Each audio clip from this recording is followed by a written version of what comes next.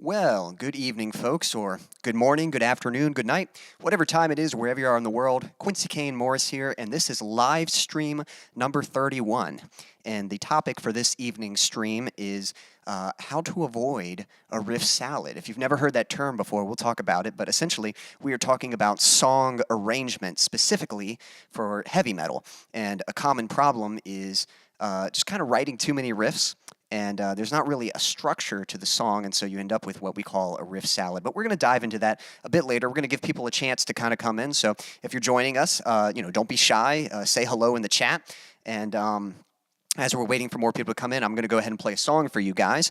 Anyone watching the replay, I'm going to be diving right into the topic after this song, but I'll have a timestamp if you're in a hurry for the answer to get into the discussion. But anyway, for those of you joining us, joining in, I combined it in and us, whatever. If you're coming in now, let me ask you, what are some of your favorite songs? Like, what are those songs you can just listen to them all the time, you never get sick of them, or those songs that inspire you and you're like, man, I want to write something like that, or it just motivates you to, to just do something, whatever it might be.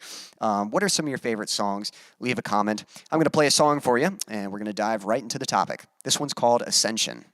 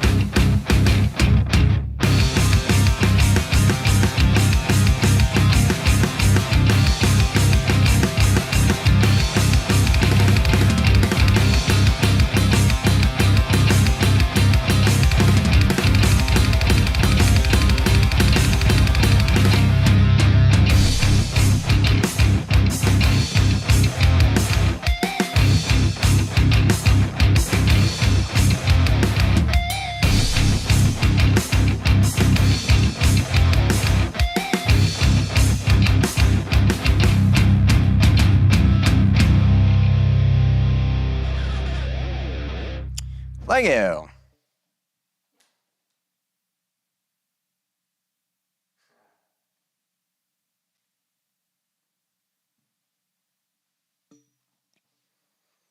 Let's see, we're going to have a look at what's going on in the chat.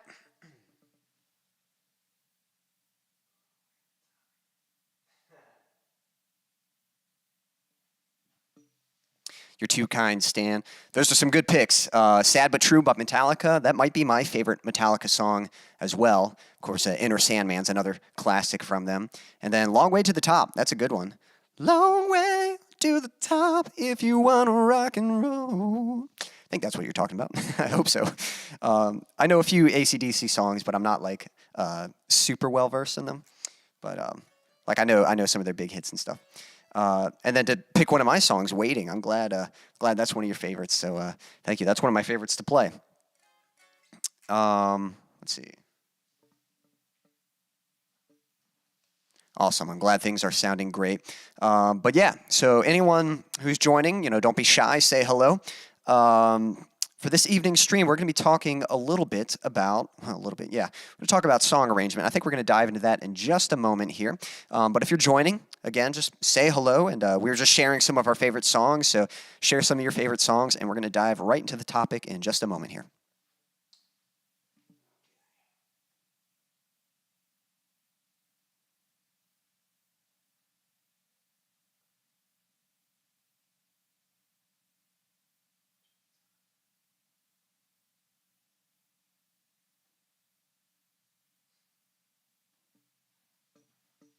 Oh, thanks, Logan. Yep, Logan likes a place to call home.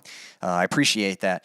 That's again, I had used that song as an example for instrument arrangement, and I think that song was a little bit of a breakthrough for me with song arrangement and stuff. So that's certainly one we're going to revisit. In fact, this topic that we're talking about tonight about song arrangement, there's so much to dive into, and there's so many different songs. So we're certainly going to revisit this song. And usually, in most genres, song structure, we're so familiar with verse, chorus, bridge, chorus, those key sections.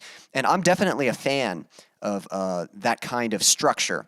But for this evening, I'd actually like to talk more about maybe a more progressive style, or a more kind of similar to what I just played. I actually want to use that song, Ascension, the song that I just played, as kind of an example, because that song doesn't really have, a key like chorus, and it doesn't really have verses. It's more like sections.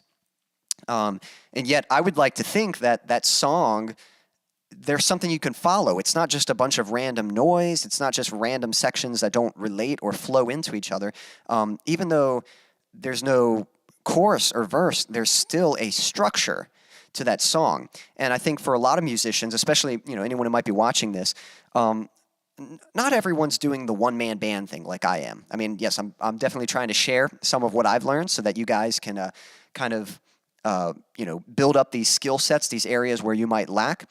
But I know in metal, there's a lot of guitarists, a lot of guitarists. And so if you're writing your own music, you might tend to lean more towards instrumental music and not really worry about the vocals. And so I thought this would be a good way to start, especially if we're talking about riff salads. We're going to use this instrumental song and talk about what makes this work and how to avoid, how to write something that and avoid a riff salad in the process. So let's dive right into it. So, what makes a riff salad? What's the difference between a riff salad versus something that is musically cohesive? Well, I think that's the first thing. Songs have structure. Riff salads don't, A riff salad is just randomly going from one riff and then to another riff. So let's say you've got something like, that might be your riff. All right, and then we're going to go somewhere new. Here we go. 1, 2, 1, 2, ready, go.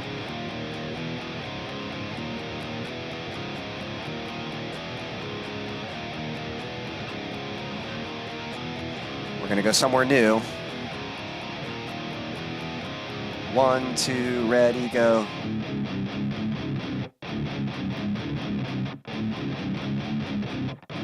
And somewhere new.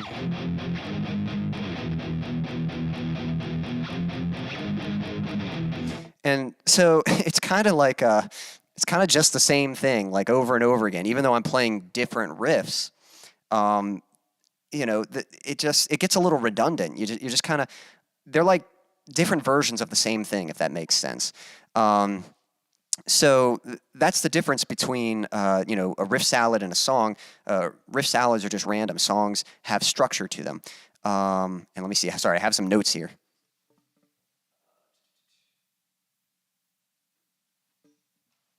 Yeah, riff salads are random, but songs are composed. Everything that you're doing is intentional. It's not just, oh, I need another riff, so let me write something to go to. You are intentionally going there, and I think that's the thing to keep in mind when you're writing music. Keep in mind that it's almost more like you're discovering the song more so than creating it. It's not so much that you choose what you want it to be and you make it what it is. It starts with an idea. It starts with finding something. I mean, even that first riff that I had that, if I can remember it. Okay, I don't know what that first riff was. But, if I took a riff, we'll just use Ascension as an example. So if I kind of had that little melody that, let's see.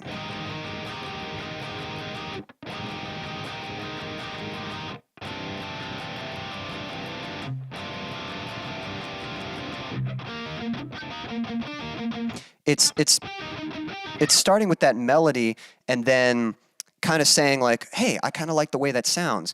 Let's see where this goes, and what feels right. Where does it feel like the song wants to go? It's almost like you're discovering it, and then in the process you might say, oh, that's not right. That's a wrong turn there. Let me go back and let's try it this way. And you're sort of trying different ways to find out what flows best and what's the route that the song wants to go. So let's talk about like some common problems and ways to fix them to avoid riff salads. So I think the first common problem is just doing the same technique too much and playing like the same rhythm. So what I mean by that is, if your first riff is just a chuggy riff, like a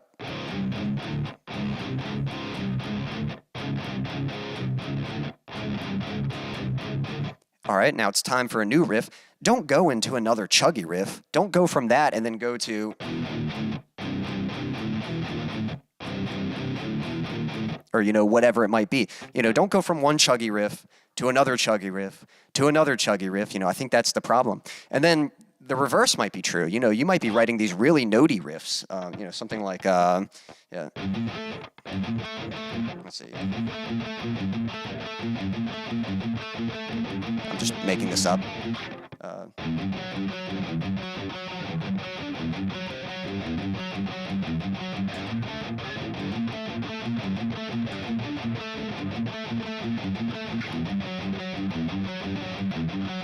And then don't go.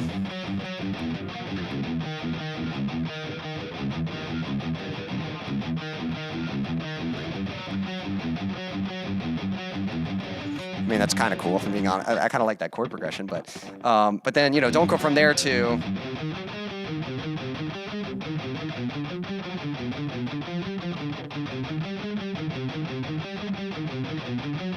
And then don't go from there to... like just notey, notey, notey, notey. It's like, change it up, get some variety in there. That's like one of the simplest things you can do to avoid a riff salad. So if you start with a nice chuggy riff,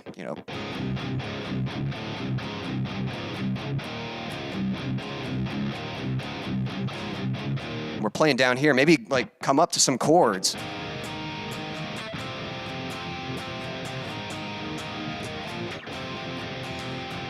And then if you're doing low notes, maybe try to do something up higher, like, And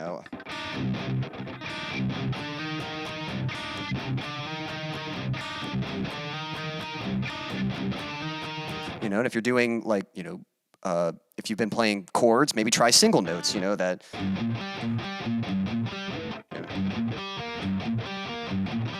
And if you've been doing single notes, try chords. So you just kind of alternate, mix it up. Don't be doing the same technique just over and over again. You want to have some variety in there. The other thing is the rhythm of the song. So this is going into a little bit of drum territory here, but like one of the easiest things you can do just to make your song interesting and not sound so like redundant is just having the rhythm change from the song. So, if you're starting with like a kind of something upbeat, like 1, 2, 3, 4, 1, 2, 3, 4, 1, 2. Don't go into another riff with that same rhythm. Go into like a breakdown from there, So you're going 1, 2, 3, 4, 1, 2. Here we go. 1, 2, 3, 4, 1, 2, 3. So we're going into more of a breakdown rhythm, and then maybe from there, maybe go from like something thrashy to something, slow from there and stuff. So like you want to change it up.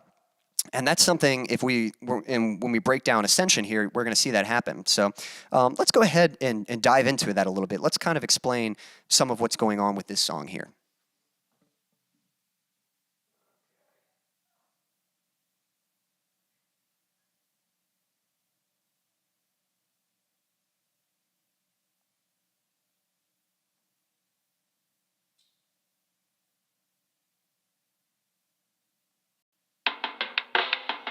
All right, so we're actually just going to listen to this for a second.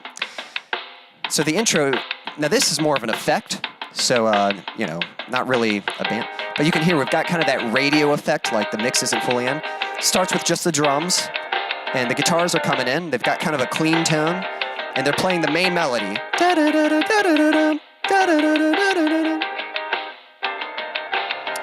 And here we go, then it's going to kick in. So even though it's the same thing, now the drums are playing a beat.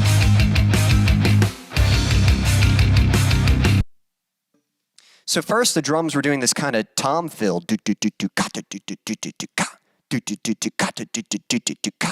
when the song kicks in, now it's playing an actual steady beat.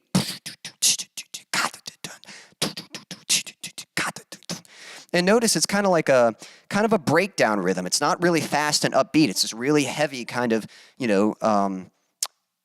palm mutey kind of rhythm.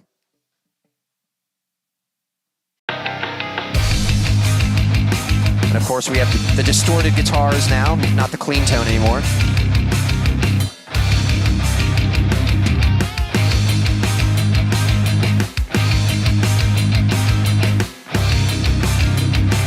Now listen to this.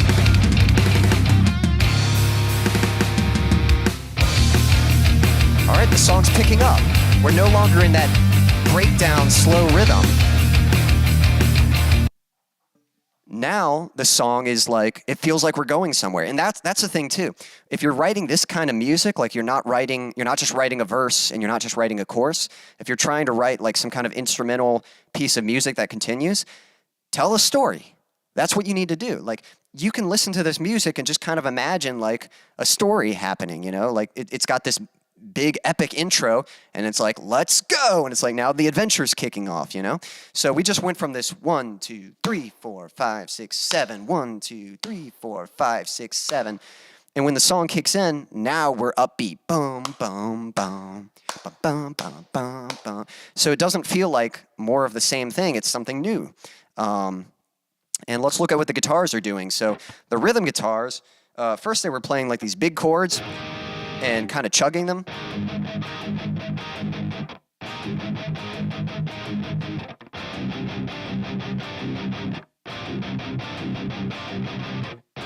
So that's what they were doing at first. Then they go, let's see if I can remember how to play the rhythm.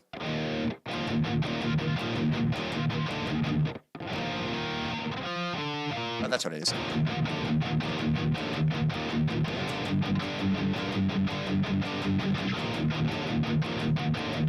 So now it's not the big chords. We're not in the big epic section. Now we're kicking off. So we're going to these palm mutes. Well, I say palm mutes, but they're more aggressive. It's not the slow dun dun dun dun dun dun dun dun papa dun dun. Now it's kind of like, all right, we're kicking in, almost like a punk rhythm. Okay, and then the other guitars, the melody.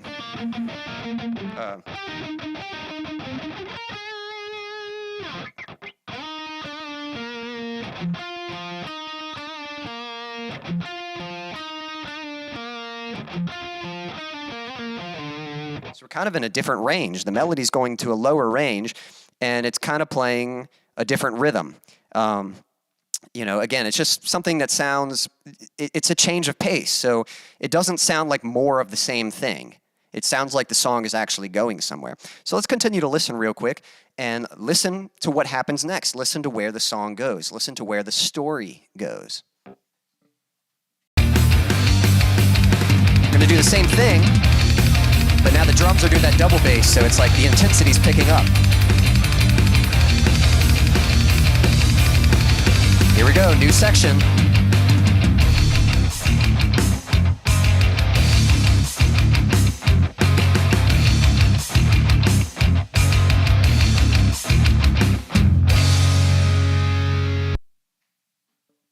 All right, so a couple things. So we just went from this really fast upbeat section that, 1, 2, 3, 4, 1, 2, 3, 4, 1, 2, 3, 4, 1, 2, here we go. Bum dun dun dun, bum dun dun bum bum bum.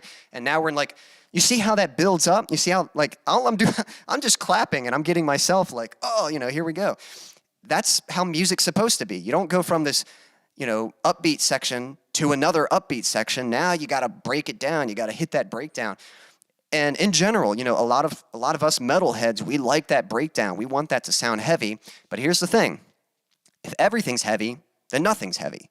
What's going to make those breakdowns so impactful is the contrast, the dynamic between the parts around it. So if you want your breakdown to be more impactful, do something upbeat before going into it, or break down or maybe tear down the song. What I mean is maybe, have the instruments just holding out, and building up and then kicking into that breakdown, You either start below the breakdown and build up to it, or you start above it really fast and then, crash down into it, if that makes sense and stuff. So it's that variety, it's that dynamic. And listen to what the guitars are doing. So we have this very melodic kind of, high energy section. Now we're going to our chuggy riffs.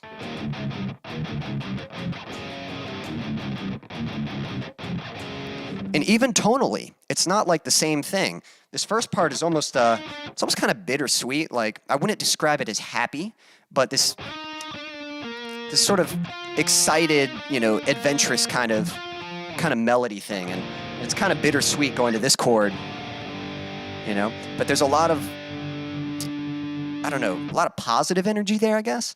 And then this next part is kind of almost darker sounding. It's almost like, oh no, something's gone wrong, It's like, this sounds like, if we're telling a story here, this sounds like our ship is taking off, like, all right, here we go, we're on our adventure, all systems go, we're launching off, and then it's like something blows up. Uh-oh, what's that? We've got trouble, and things are changing. Like, there's a story being told. It's not just more of the same thing. We're not going to another positive, happy adventure section. Now there's contrast, and then even this continues to further explore. Listen what happens. It goes. It pauses. Now, you don't have to do this, but this song has like a little bit of a tempo change here. I think. Dun, dun, dun, dun, dun, dun, dun, dun, dun. Yeah, it does have a tempo change, and the drums kind of lead into it. So there's going to be this little drum break here, and that's going to lead into this next section. So let's listen to that transition real quick.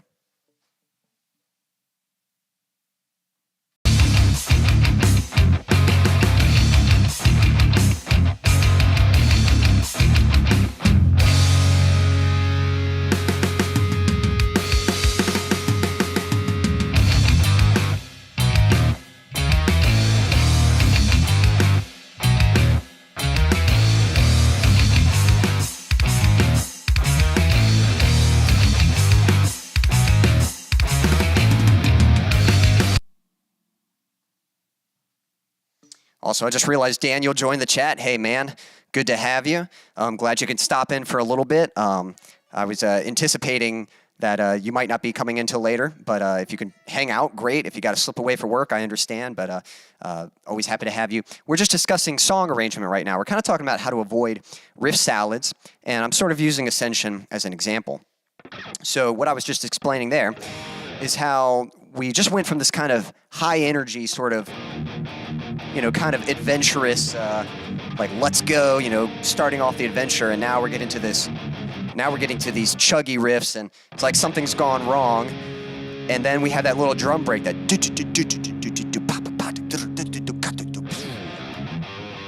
So quick note about that. Again, a lot of us metal guys, a lot of us are guitar players.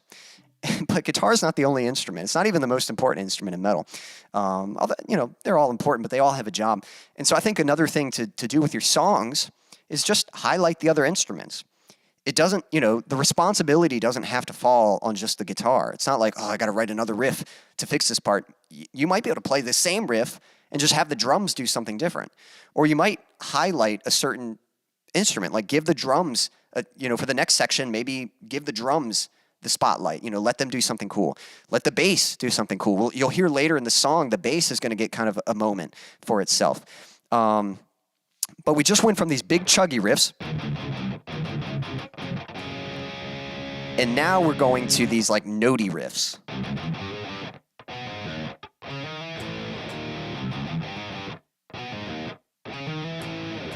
And notice we kind of have a weird timing thing going on there. It's sort of this dun dun dun dun dun dun dun dun dun dun dun dun bam bam dun dun dun dun dun dun dun dun dun dun dun dun bam bam. And so what's kind of fun to do with that, one, it's not such an obvious rhythm. So when you first hear it, everything's in sync. So you don't really quite know what the timing is just yet. But then when it repeats it, the drums are going to start playing a beat. Let's listen to that real quick.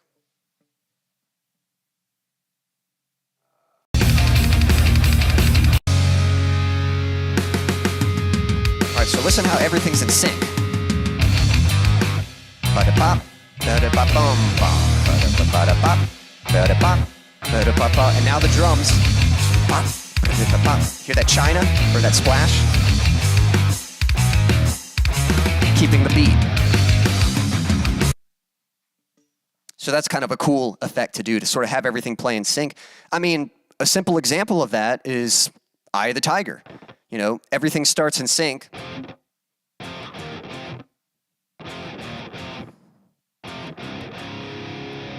again.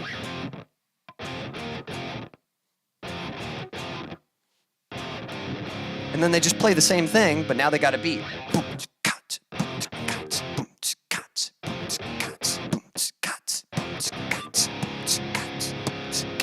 And that's a pretty cool effect to do, to sort of have everything playing synchronized for a moment and then coming into a beat, giving context to that strange rhythm or whatever it might be.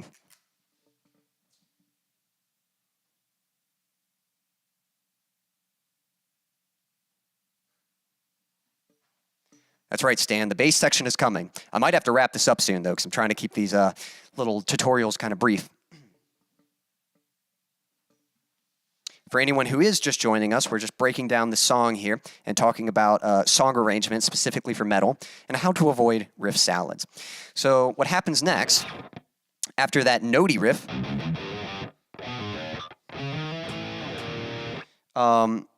it kind of picks up a little bit, because that in itself is almost sort of a breakdown section, 1 and a 2 do bop, boo do bop. But we're going to pick up to something more like 1 and a 2, like more upbeat kind of thing. So we're going to go to this. Okay.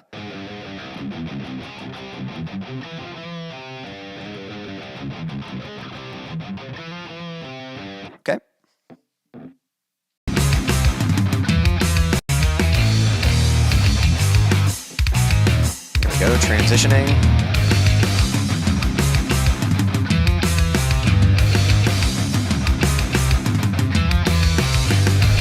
In. All right, here we go. Here's the change.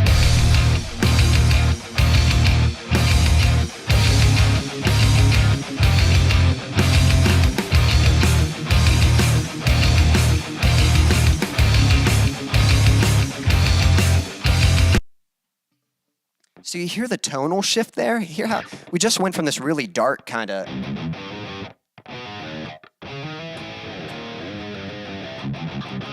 again, almost kind of sinister. It's like they're dealing with a problem, but then the tone kind of changes. We go from that notey riff, and now we go to these chords, these big powerful chords. And the first time they play, it's like a breakdown again.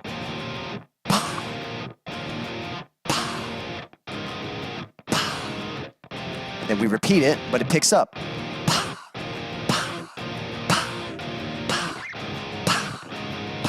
So again, kind of just adding variety to what's already there instead of doing something completely different.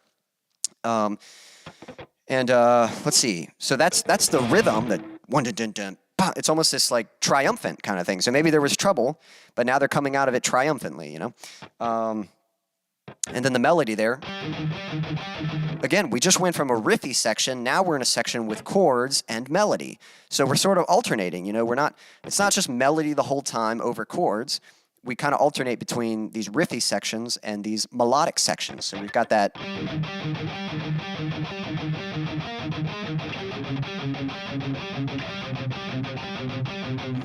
And things are kind of looking up, but listen how all of a sudden there's this dramatic shift from that to kind of a new tone. So listen, after it starts picking up, listen how it settles, and here's that bass moment I was talking about.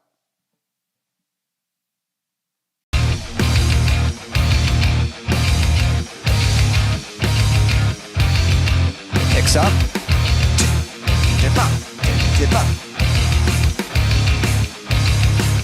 And all of a sudden,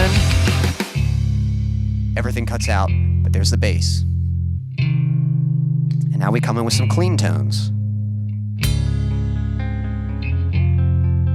The whole song's been so intense, now we've got a little breathing section. Kind of soft. And there's a reason we're playing soft. One, just to take a little break from all the chaos that's happened before. But listen to this.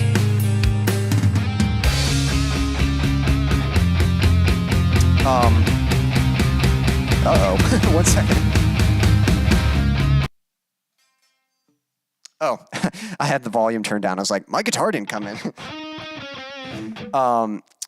So yeah, the reason we kind of tear down is because we're going to build it back up. And you can't have a big epic finale build up if the whole thing is big. So in order to make those finales sound big, you're going to have to dip down in the song. You're going to have to break things down a little bit. So again, think of that as the breathing section. That's like the time for reflection.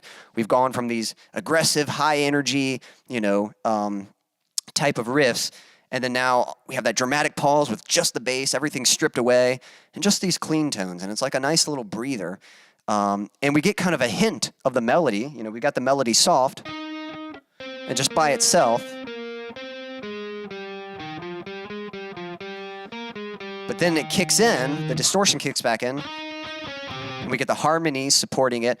And listen how the drums are just going pop, bum, bum, bum, bum, bum, bum, bum. The drum, everything's building up now. It's like we're building up to our climax.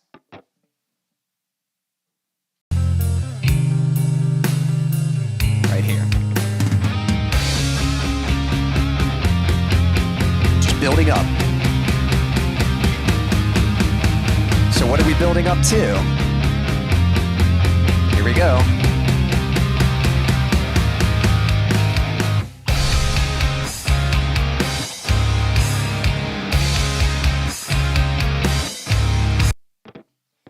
I feel like that part of the song, our hero is down in the valley, and they're kind of reflecting on what's happened, and things are building up, they're starting to climb up, and then bam, like they've reached the top of the mountain, That's what I see, like in my head when I kind of hear that. But we build up, and there's that brief pause so that when everything kicks in, it's like an explosion, And so that's the thing, too, with music, you can take advantage of silence. Silence can be very powerful when you have those brief pauses, and then bam, everything kicks in all at once. Listen to that, that build up and that explosion. Here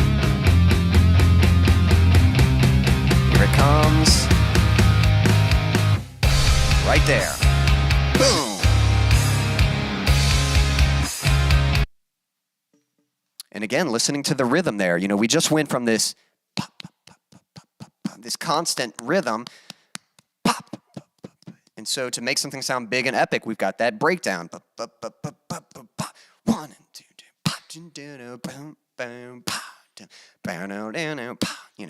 that kind of slower rhythm. And let's see, from there, where do we go from there? Well, now it's time for the big finish. So this is like the, taking out the boss and kind of like ending things. So we've got our courage back, you know, and things are going to pick. We've just went from the slow rhythm. So if you're paying attention to what I've taught you, you can probably guess we're going to go to something a little more upbeat. So listen what happens after this, you know, breakdown section.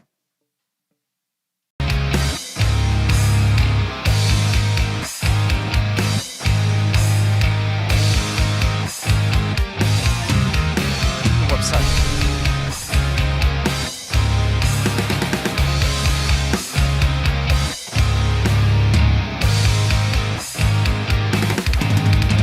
Here it comes.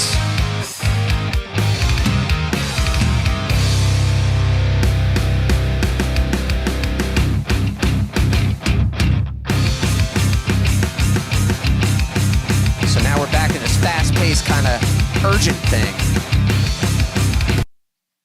It's like a sense of urgency there. And it's a different playing technique. Again, what we were doing in the other section, I'm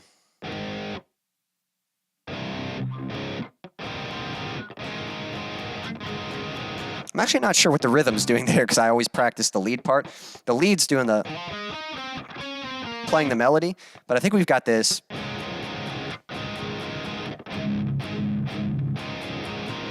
These chords.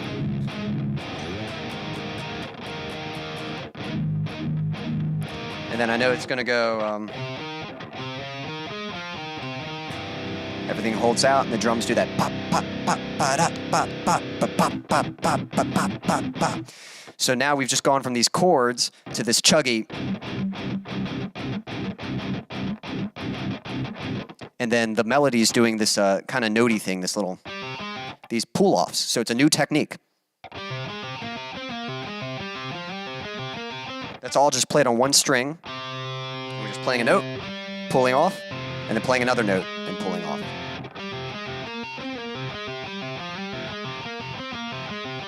And there's it's in this 7 count. 1, 2, 1, 2, 3, 4, 5, 6, 7. 1, 2, 3, 4, 5, 6, 7. 1, 2, 3, 4, 5, 6, 7. 1, 2, 3, 4, 5, 6, 7. 1, 2, 3, 4, 5, 6, 7. 1, 2, 3, 4, 5, 6, 7. You know, kind of hard to count it, but you know.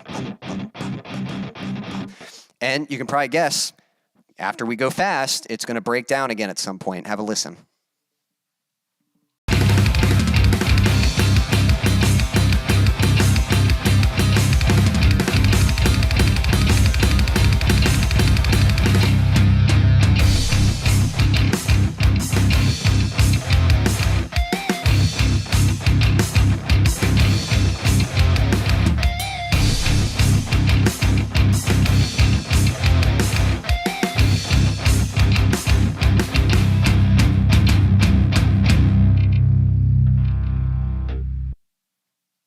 So there's our big finish. So, you know, building up to the finale, we have that urgent, like pop, pop, pop, pop, pop, pop, pop, pop, pop, pop, pop. But then it breaks down. It's the same rhythm, but instead of like the urgent rhythm, we go back to that 1 and 2, pop, bum, ba, dum. The accents on that, you know, that later beat. And fun little fact for you. So a lot of metal songs like to chug on that open, you know, in drop tuning, that open. There's a lot of metal songs where they have that breakdown and all they do is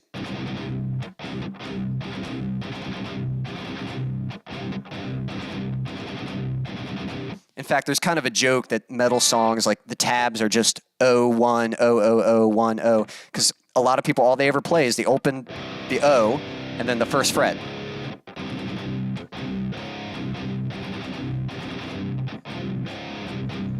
And no doubt, like, it sounds pretty cool, but at the same time, it's been done so many times, it's like, if you're going to write a song, like, try to be a little creative. So what I did there, it sounded like it, first off, the rhythm guitars, they are just playing that O. But that's not all that's happening. There's a melody happening over top of that. So that kind of justifies it, changes it up a little bit. But then once the melody peels out and it goes into the actual breakdown, instead of just doing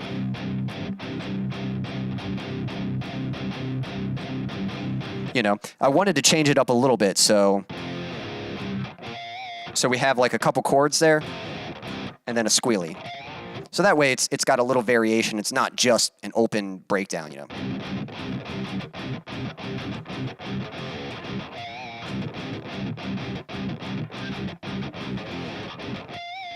And then just ending, letting them ring out. and the drums are ending on the toms, so it's kind of this big finish, and it's like, that's the end, the story's over, you know. Hopefully it's a happy ending, you know, beat the bad guy. I don't know. But yeah, so hopefully that kind of gives you guys an idea of how to structure a song, you know. So just in quick review, the first thing to think of is just changing up the rhythm. You know, if you started with something upbeat, break it down. If you're at a breakdown, go to something upbeat. You know, if you're intense the whole time, maybe go to something soft. And then after the soft section, build up to something epic and finale. Think about the tonal change, you know. If you write something that sounds kind of dark, maybe go to something that sounds kind of sad. Or if it's something kind of positive or happy, I use that kind of sparingly. But yeah, if it sounds kind of happy or just kind of positive and stuff, then maybe put a twist on it and go to something that contrast. That you need that contrast to keep it interesting. And then think about the techniques you're using. So if you start with a chuggy riff, go to something more notey.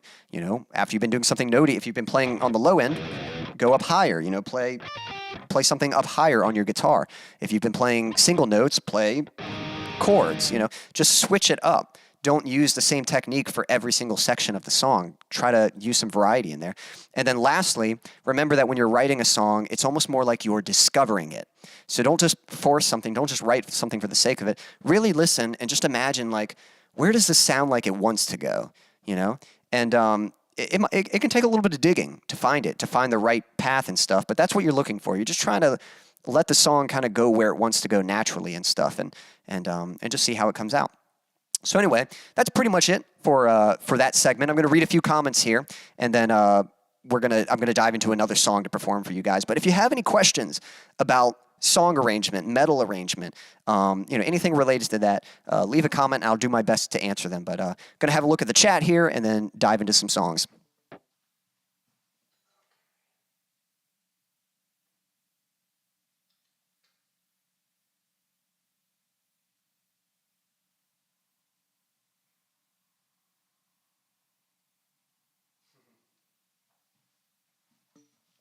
That's right, Stan, victory. And thanks, Daniel. I appreciate that. And yeah, it's kind of, you know, I don't know what inspired that beginning.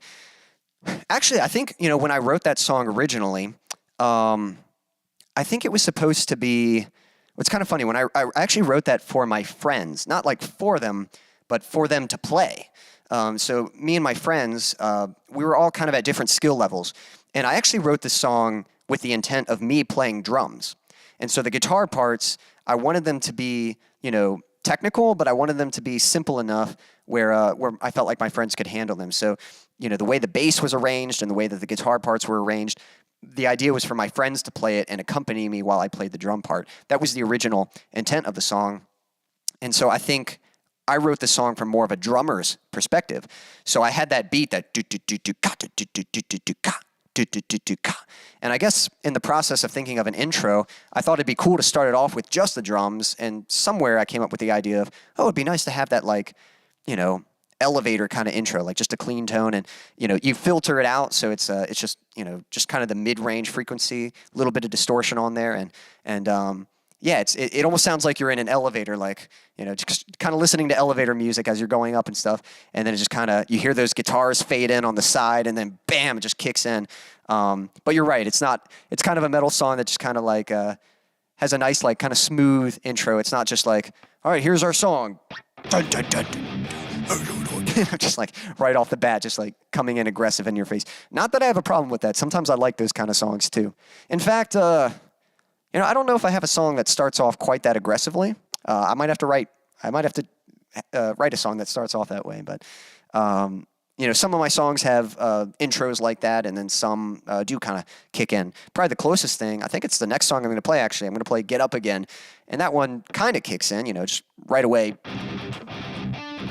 just kind of comes in aggressively and stuff. But so anyway, I'm going to go ahead and play a song for you guys, but if you have any questions about song arrangement, please leave a comment and we can dive more into this discussion. Otherwise, you know, we'll just chat and hang out for a bit. So this next song, hope you like it. It's called Get Up Again. And as I'm playing this song, maybe think a little bit about what I said. Now, this one's an actual song with verses and choruses, but pay attention to how the rhythm changes from section to section. Pay attention to how the technique that I'm using on my guitar changes from section to section, and even the tone of each section. Pay attention to how that changes as I'm playing this. So here we go.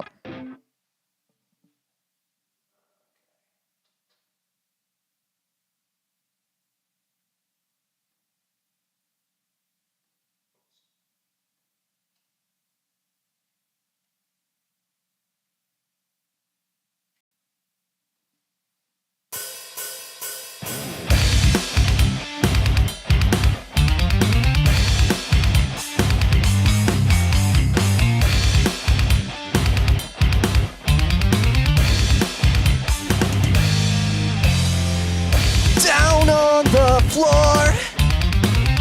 You've been here many times before. You can't ignore the time in hand is running short.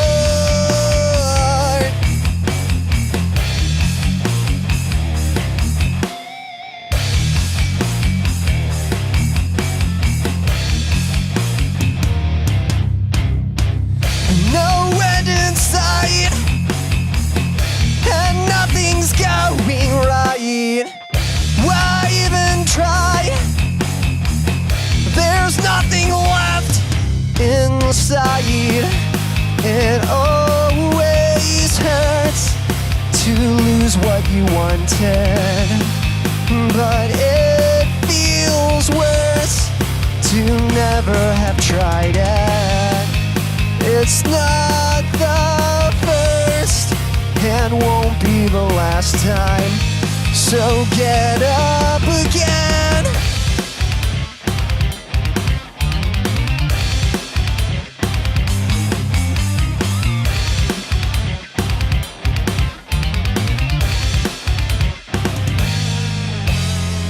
Still holding on, still pushing through this marathon. Give all you've got. There's not much further left to crawl.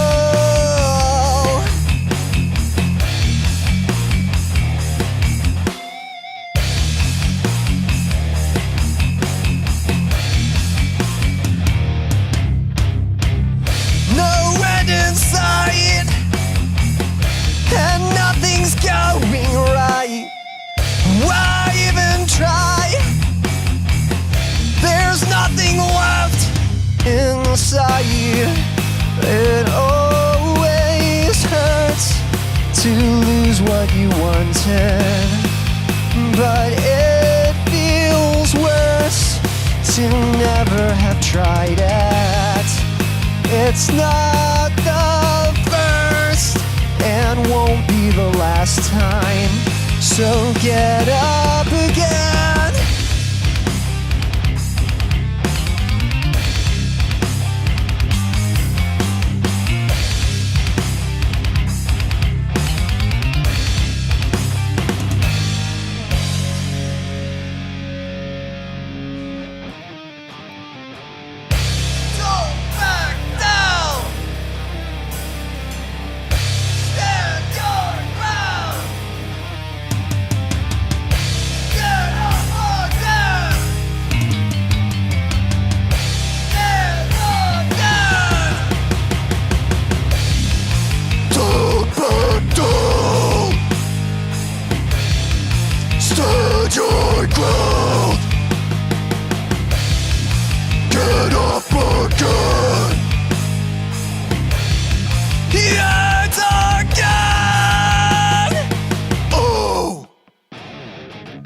There you go.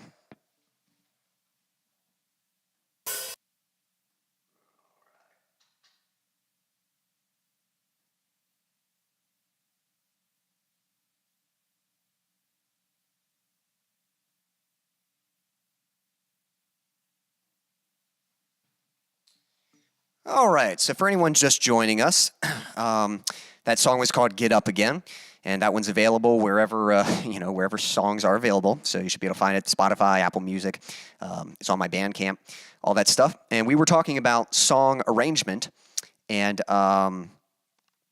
just kind of avoiding riff salads and stuff. But we just kind of, if you have any more questions about song arrangement, just let me know. Let me see what's going on in the chat.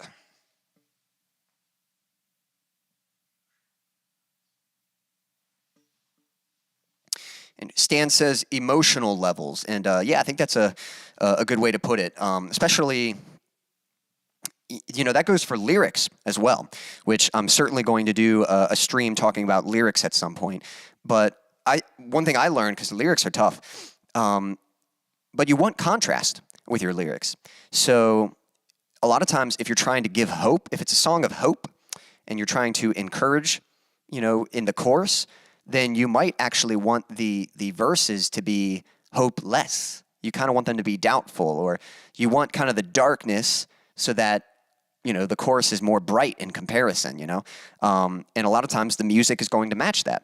If the music sounds kind of hopeless or desperate, the lyrics might sound hopeless and desperate. And if the music sounds triumphant and victorious or steady, then the music, or the words might reflect that as well. However, it is an interesting technique. That's not always true. It is an interesting technique to have conflicting lyrics with the music. I don't know what it is, but there's actually something I really like about writing a happy, kind of upbeat tune, but with very sad lyrics. It's a really interesting feel. Ben Folds kind of does that a lot, and I've done it in a few of my piano songs. But it's almost this. It kind of says more than you can say with just words and just music. It's almost like if you sing sad words with like an upbeat song, like happy music, it's almost like you're saying like, yeah, I'm hurt, yeah, I'm sad, but I'm hanging in there, I'm kind of like, you kind of have a positive outlook even though you're kind of being beaten down on, if that makes sense. Or the opposite is true, writing a very sad kind of piece of music, but singing something very positive and hopeful and stuff. So contrast is a very interesting thing to play with. There's times when things need to be in unison, kind of, conveying the same tones, similar tones, and then there's times where having that contrast can be really interesting and kind of create some complexities in your music rather than just going to the obvious thing like, oh, this sounds sad, I should write something sad. It's like, well, not necessarily,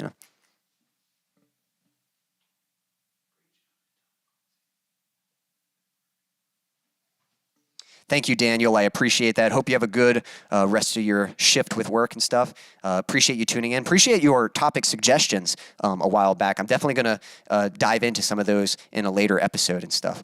But yeah, hope you have a great rest of your evening or whatever time it is, wherever you are in the world.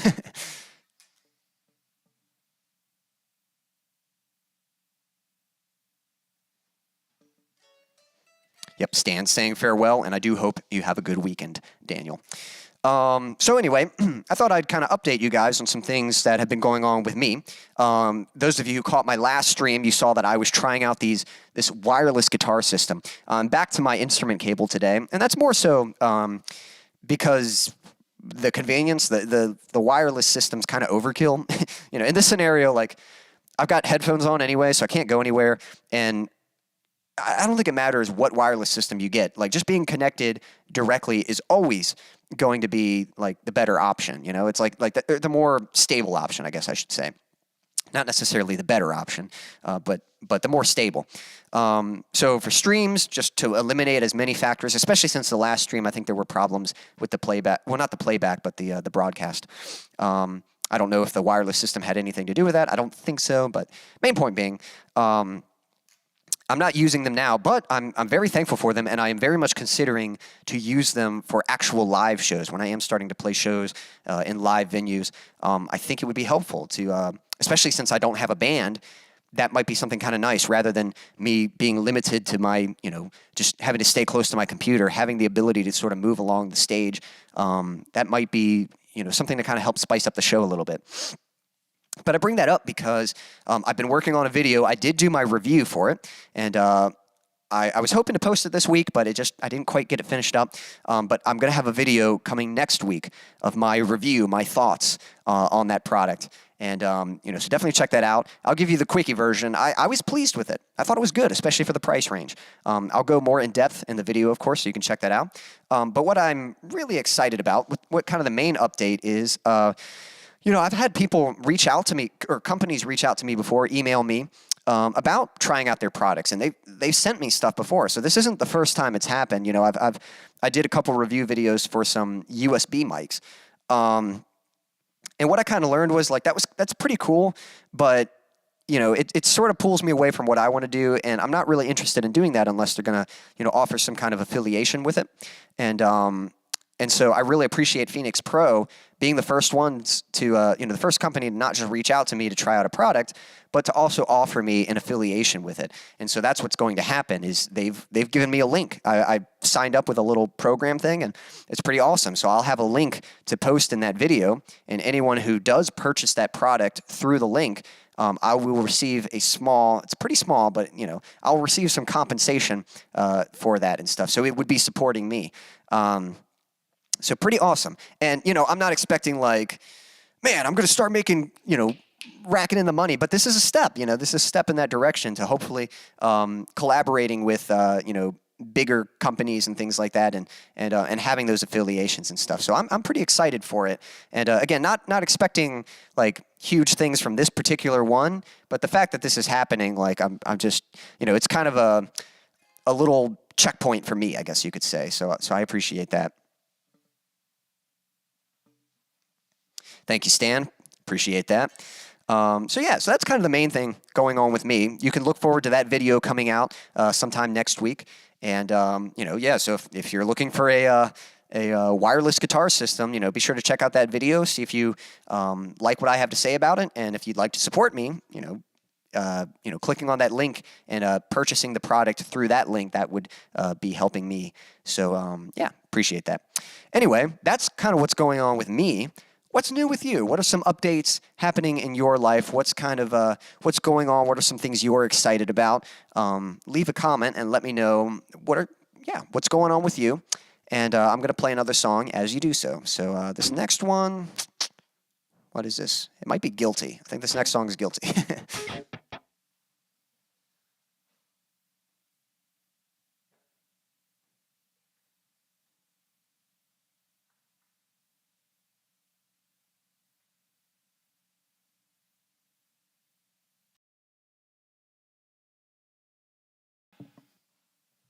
This one's called Guilty.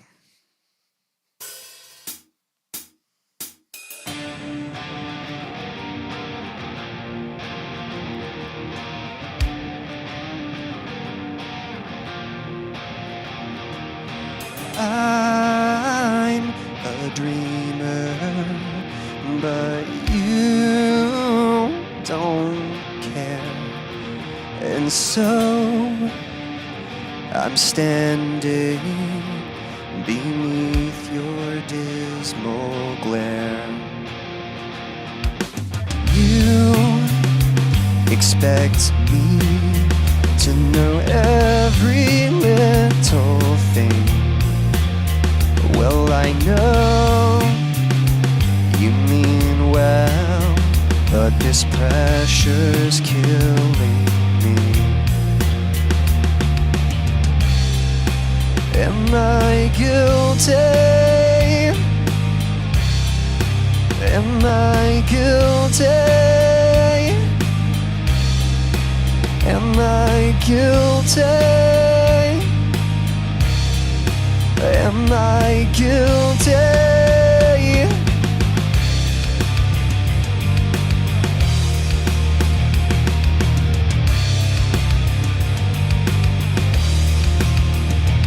I know it's over. You and I have reached our end, but all the memories remain. And I've tried to find her, someone else to hold on to, but I can't show affection, 'cause I still feel bound to you. Am I guilty? Am I guilty? Am I guilty? Am I guilty? Yeah, yeah.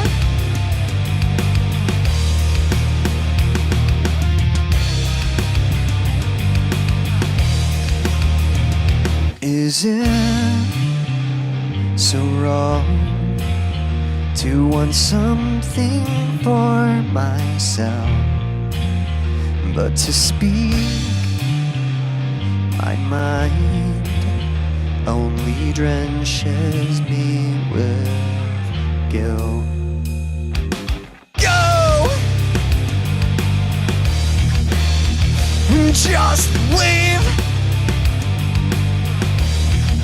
Stay away from me,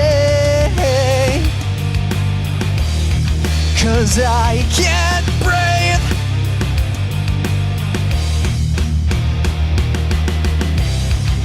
Am I selfish?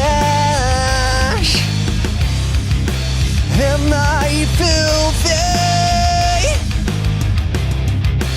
Am I selfish? Am I guilty?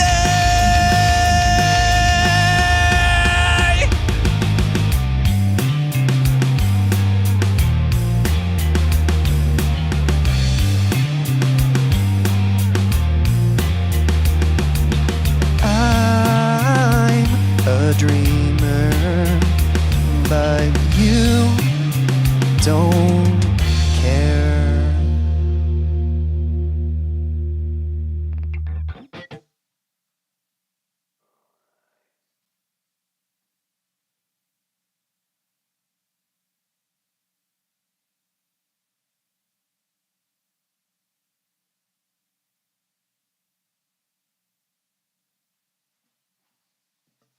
Awesome. I think Stan's typing more, but let me read that again.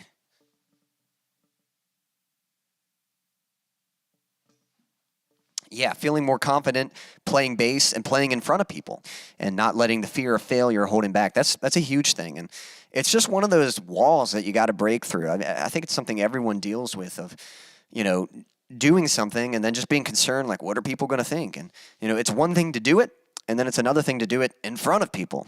And that's something, Stan, I'm sure I've told you this before, but I tell this to my students a lot. Like, just because you can play something right doesn't mean that you're going to play it right in front of someone else. That takes practice too. So you actually have to practice twice. You have to practice playing the song by itself, just learning how to play the song on your own. And then you got to practice playing the song in front of people, because that's a whole new, what's the word I'm looking for? That's a whole new factor there, new elements that are kind of changing things up. So in the first time you do it, it's pretty intimidating. It can be scary, but it's one of those things that just, like, once you get that first try out of the way, it's like, that wasn't as bad as I thought. So often our minds are so powerful, and we will so easily defeat ourselves before we ever do something. There's something we want to do, and we're like, we come up with all these imaginary scenarios. And then usually when we do it, it's not nearly as bad as what we imagined, So, like, if you can remember that, the next time you're doing something and you're kind of afraid, just remember that, okay, this probably isn't going to be as bad as I'm imagining right now. So it's almost like you're building up these big expectations, and then when you go to do it, it's like, they don't quite reach the expectations that you're setting. But yeah, Stan, you're doing great, and continue to do better. And again, I'm little by little picking more and more challenging songs, and especially just getting used to, like, the song keys. Like this one, I know you noticed that our next set, the song keys are quite jumbled up. It's not just 2 keys. Now it's 3 keys that we're going back and forth, and in different situations. So so glad to thanks for the update on that. You're definitely doing great with it.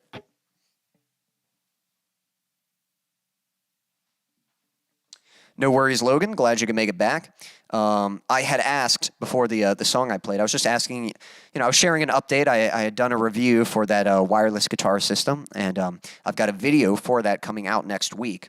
And I was just asking, well, what's new with you guys? So your dad was just saying, that what's new with him, he was just sharing his progress that he's been making on playing bass. So yeah, what's new with you, Logan? What are some things you're progressing with, or yeah, just what's going on in your life?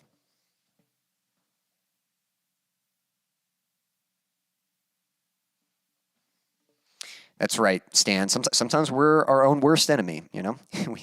We defeat ourselves before we even give ourselves the chance to kind of do it. But I think the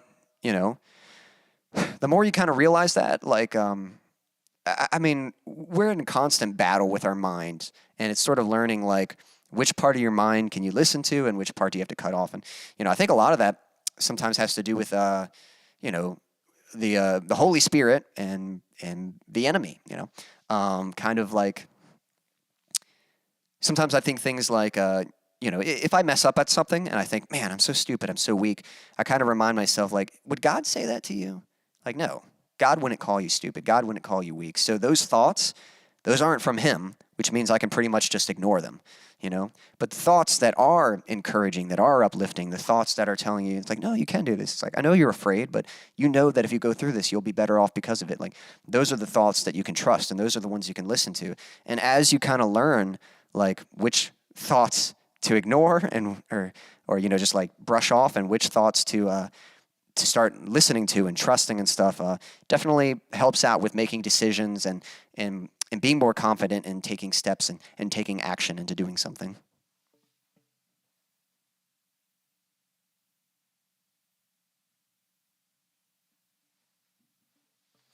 Yeah, Logan, I think you're doing a great job with your drum progress, and I think for sure you're definitely going to be playing praise and worship at some point, playing with some other musicians.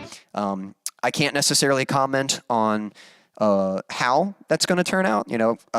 If I'm being honest, I've kind of thought about that a little bit too. The tricky thing with in church is, we really want to give people a chance to serve, and but sometimes we have so many musicians, and it's like, man, we've got a band. Like, where else can this person play and stuff? And but we'll definitely find a solution. I think we're just at a place right now where the roles are filled, but I think there is going to come a time where we'll need new people to fill in those positions.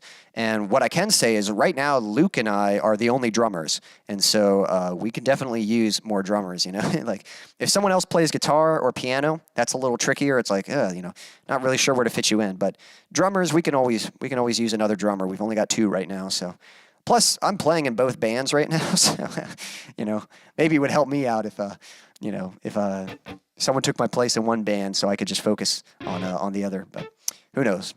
But yeah, you guys are doing great in both of those things, and thanks for sharing, what you're progressing with.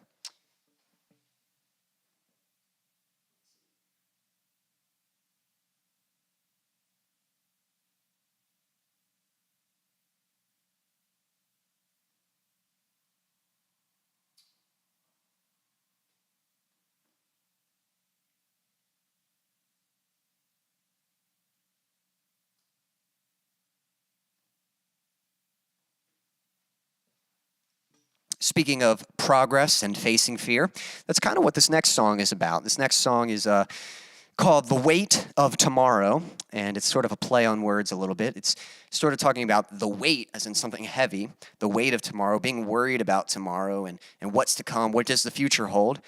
But then it's also saying, talking about the wait, as in, waiting for something, the weight of tomorrow. Like, during that time when you're waiting, don't worry about tomorrow. Don't wait for tomorrow. Whatever it is you're trying to accomplish, whatever it is you're trying to do it today.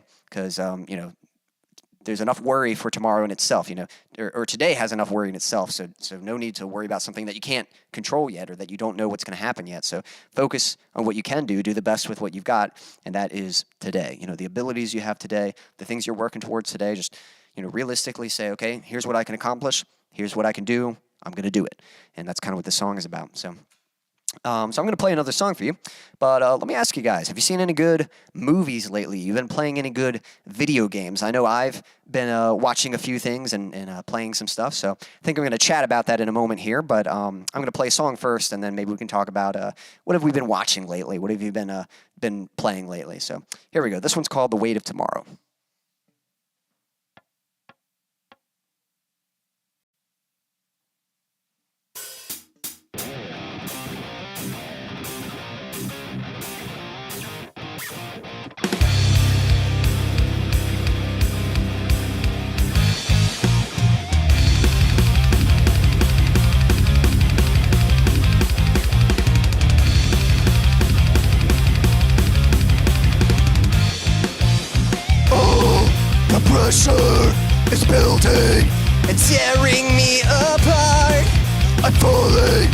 collapsing.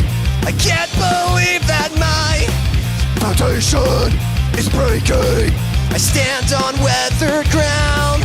I'm waiting and praying that hope can be found. Calm your worried mind.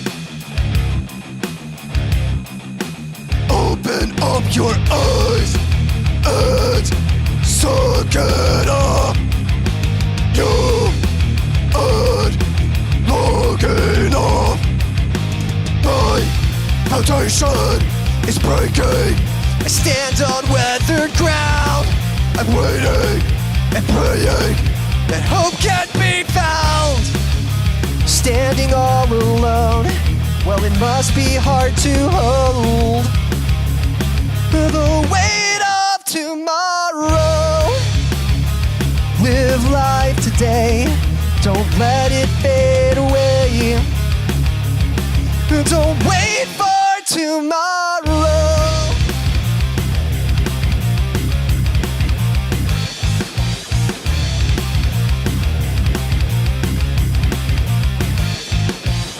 No, it can't be this feeling that's overwhelming me.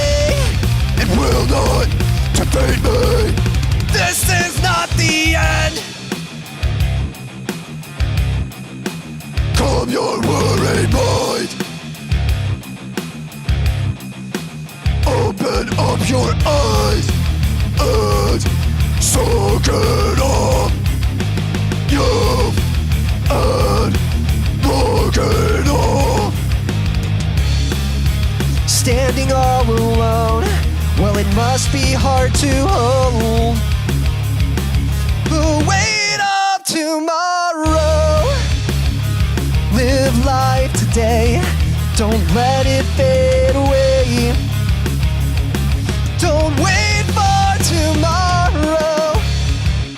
Standing all alone, so it must be hard to hold the weight of tomorrow. Live life today, don't let it fade away. Don't wait for tomorrow.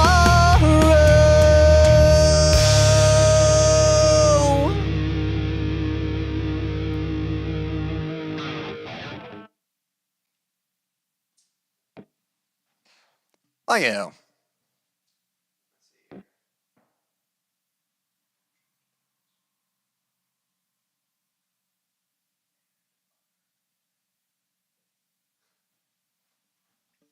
Logan, that's neat that you said you watched Spider-Man with Tobey Maguire. Do you mean the first one?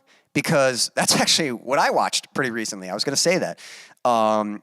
Malachi, my nephew, he and my nieces, they came over and stayed the night, and we were looking to watch a movie. He wanted to watch Spider-Man, the one with Tobey Maguire, and we were going to watch. He's going to watch it with us and my brothers and stuff. So we put it on, and man, I love that movie. I actually hadn't watched it in a while, and but it was a good one, and it was fun because he watched it, and my other nephew Gannon, he was there, he was watching it too, and then the nieces came down. They were trying to find something to watch upstairs, and they couldn't agree on something, so they just came down and watched Spider-Man, but they ended up enjoying it too, and it's just such a great movie, and great I don't know, great story, great moral. It's so bittersweet, you know, the whole thing with him and Uncle Ben and stuff, just how man, it's so hurtful, but it's such a great reminder just to like appreciate the people that you have in your life, and not to, you know, not to let small things get in the way, not to be frustrated and angry, because you just never know. You know, you never know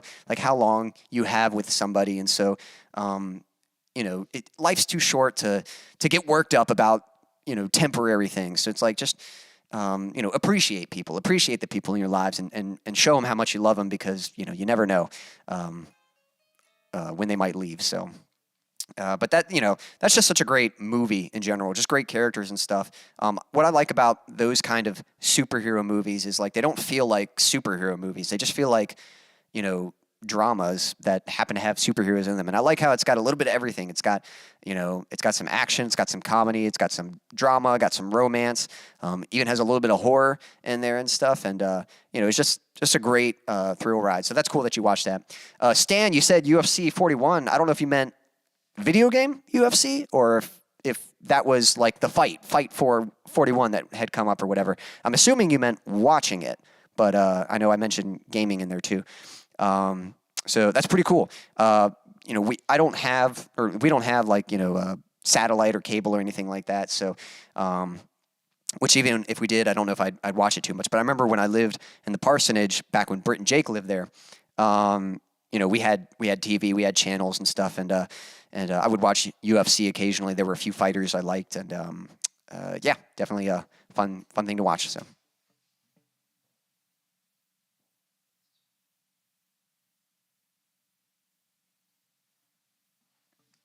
Yep, Tobey Maguire is my favorite too. I think the others have been great. I think Andrew Garfield was a great Spider-Man. I think Tom Holland is a great Spider-Man. But yeah, Tobey's always going to be my favorite. And then Stan watched Dances with Wolves. That's a good one. I'll need to rewatch that movie sometime because I hadn't seen it in a long time. And I think even the first time I watched it, I might have had the wrong expectations for it. So I'd like to rewatch it with just a more open mind and not going in expecting it to be one thing when it might actually be something else.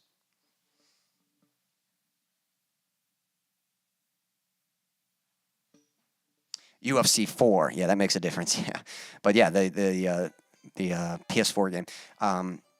Yeah, the UFC game's pretty fun. I haven't played any of the new ones, but I remember back when they were coming out, like on PS3 and stuff, and I remember downloading the demo and. Yeah, those are fun ones. For me, I've been playing. If I talked about this the last time I was talking about gaming and stuff, I've been playing the Resident Evil 2 remake, and that's been a lot of fun. There's two characters, Leon and Claire, and what's kind of cool is when you play through with one character, there's like an extra story with the other character. So it's almost like the A story, you can play with either one of them, and then there's a B story that you can play with either one of them. So I played the A story with Leon, and then once I beat it, I thought the game was great. I hadn't had enough of it, so I went ahead and played the B story with Claire. So I'm currently in the process of that, and that is an intense game. It's like, it's not like a game like when I pull away from it, it's not like I go to bed and I'm scared of zombies or something like that. But while you're playing the game, you're just in it, and then stuff's jumping out at you, and you're like, oh, it'll make you jump, and it's pretty intense and stuff. So, but I love it. I love those kind of games. Survival horror, I almost think of it as like a really intense action adventure game, and action adventure is my favorite genre for movies or video games and stuff. So once you add horror to the mix, it just intensifies the adventure. It's a more thrilling experience and stuff. So yeah, I love it. That's been a fun game. I also watched a movie recently called Collateral.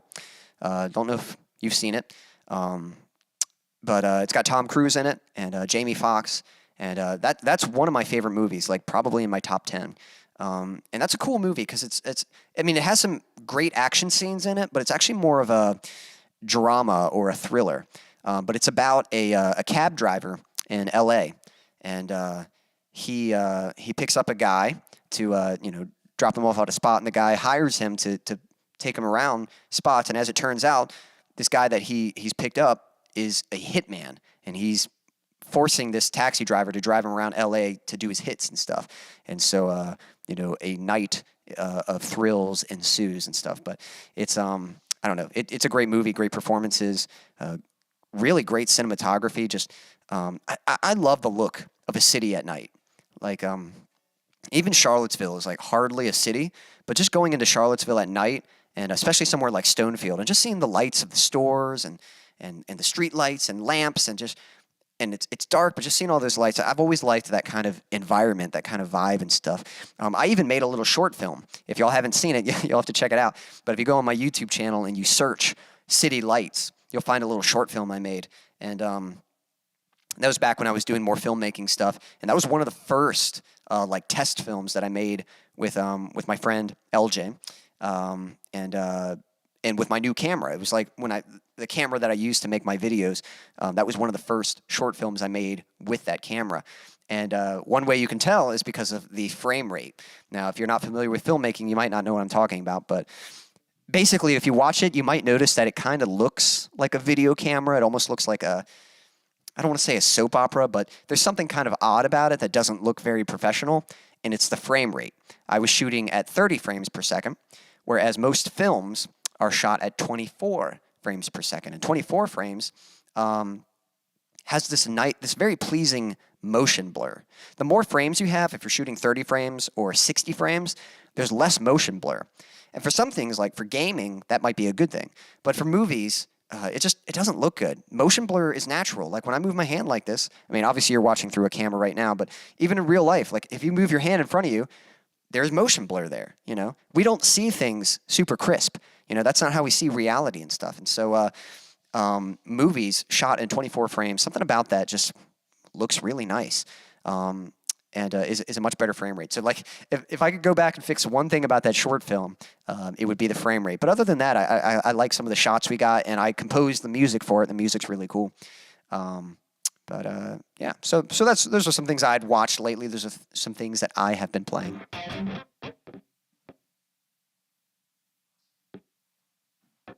Stan commenting, yes, yeah, Collateral is awesome movie. It's one of my favorites. It's one of those movies that just inspires me. Like, it makes me want to make a movie, you know. And I love movies like that. And it doesn't always have to be for movie making. For me, that's part of what it is. I'll watch a great film and be like, man, that's so good. And I'll be thinking like, man, I want to tell a story. I want to come up with something like that. And I want to film something, get those kind of shots. But sometimes it's other things, you know. You might watch a movie and it inspires you in a different way. I mean, we were just talking about Spider-Man. And to me, you know, maybe that inspires you to be a hero, you know. And not like someone going out and saving the city or whatever, but like, you know, I'm not going to look down on myself. I'm going to step up and, you know, stand for the people that I love and appreciate them. And me getting older, that's kind of how it inspires me. Again, the story with Uncle Ben of just reminding me, like, I want to appreciate people. You know, you might watch a movie that inspires you, like, to be creative, you know. It's like, it doesn't necessarily inspire you to want to make a movie, but maybe it inspires you, like, man, I want to work on my instrument or my craft, my art, you know, whatever it is I do, I want to get better at it. And you know, this movie makes me want to work out. You know, I want to learn how to fight. You know, like a while back, I was watching some Jason Statham movies and watching him kick butt. I'm like, man, I need to start training my martial arts again. You know, so you know, I just love movies that when you walk away from them, you're inspired to do something with your own life. You know, I don't just want to watch a movie and just be like, yeah, that was fine. You know, like that was amusing. I enjoyed it while I was watching it. It's like I really appreciate those movies that impact me and make me want to go away and do something.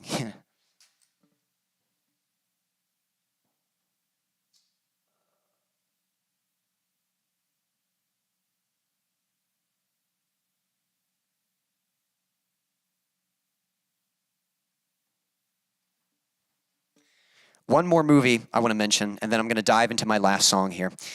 But after watching, no, it was actually before Collateral, I think. But I was browsing Netflix.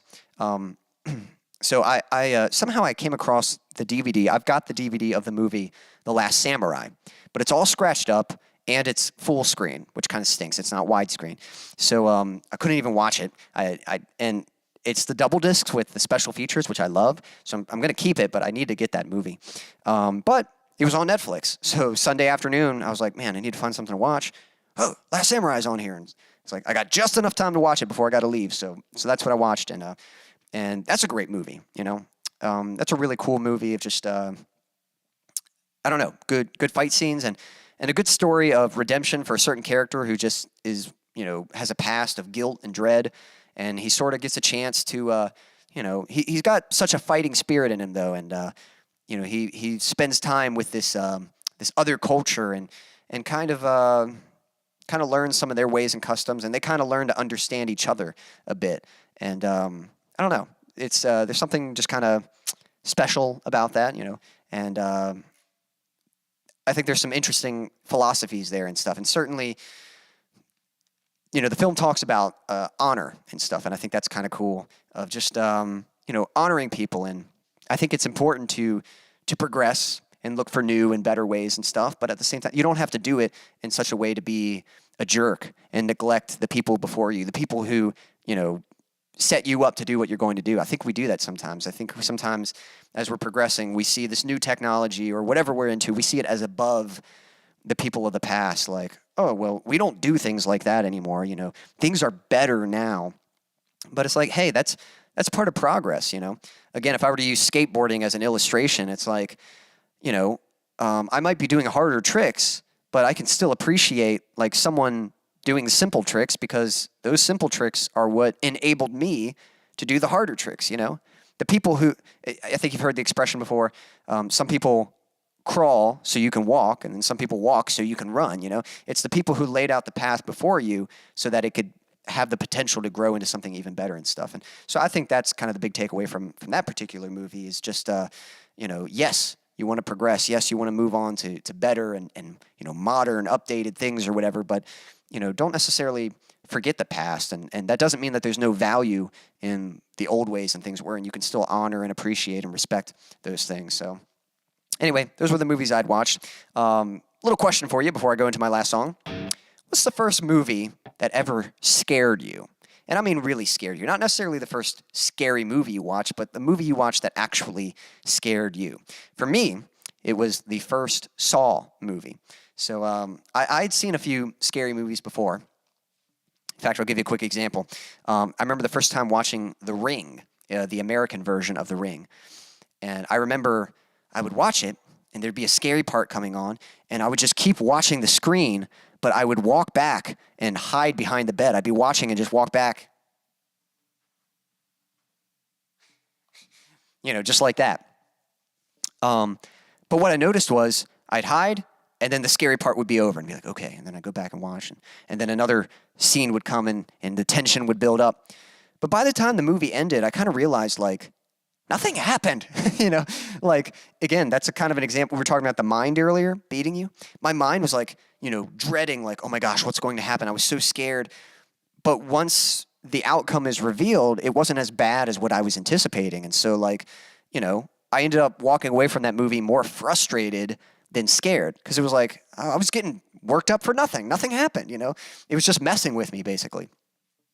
Saw, on the other hand, I was like totally fine for that movie. Like, it was intense, it was freaky, but like the last, 5 or 10 minutes of that movie, like the intensity is just hits the roof, and I was just watching the screen like with my jaw open, like, and there's some pretty disturbing stuff that happens, and that movie, like, I think I was just awake in bed. And then the next day, I remember going to this museum in Washington, I think, or Washington, D.C. or whatever. I think that's where it was. I don't know. I went on a little trip with the parents, and we went to some museum, and it was fun. But the whole day, I was just thinking about, like, man, do I appreciate life? And that kind of thing. Like, I was having these, like, philosophical thoughts, and, like, the imagery, it was kind of, like, sewn into my mind and stuff. So that's probably the first movie that actually scared me. What's the first movie that scared you? Let me know. And this is going to be the last song. For those of you waiting for the stream to be over, well, it's come. This song's called Say That It's Over.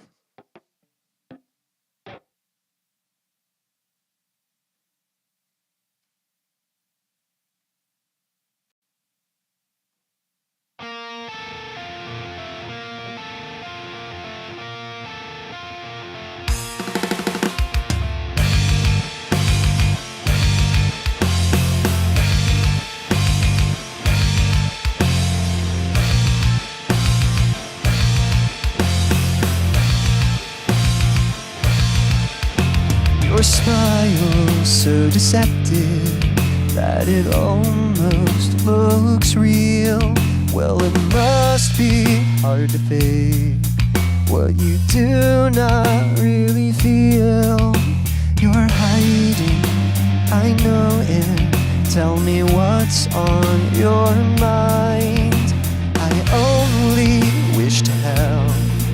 Won't you let me back inside? Say that it's over. Tell me the truth just one last time. I promise I'll help you. If only you'll let me back inside. Let me inside.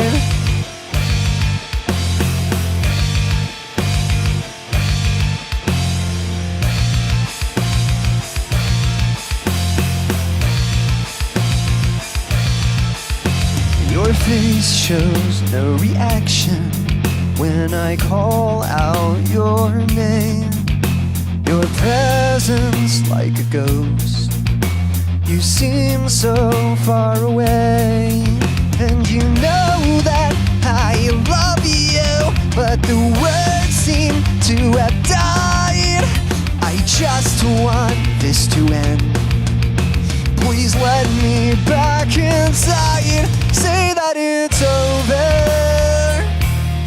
Tell me the truth just one last time. I promise I'll help you. If only you'll let me back inside. Let me inside.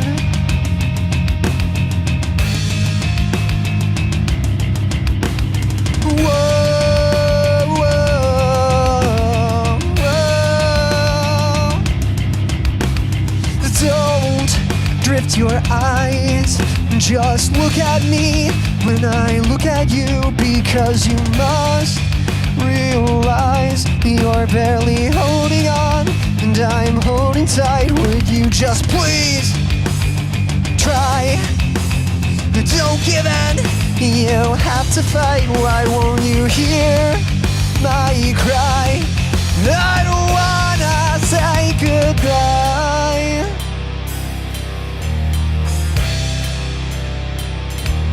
Say that it's over. Tell me the truth just one last time. I promise I'll help you. If only you'll let me back inside. Say that it's over. Tell me the truth just one last time. I promise I'll help you. If only you'll let me back inside. Say that it's over. I don't wanna hear another lie. I just wanna help you. Please won't you let me back inside?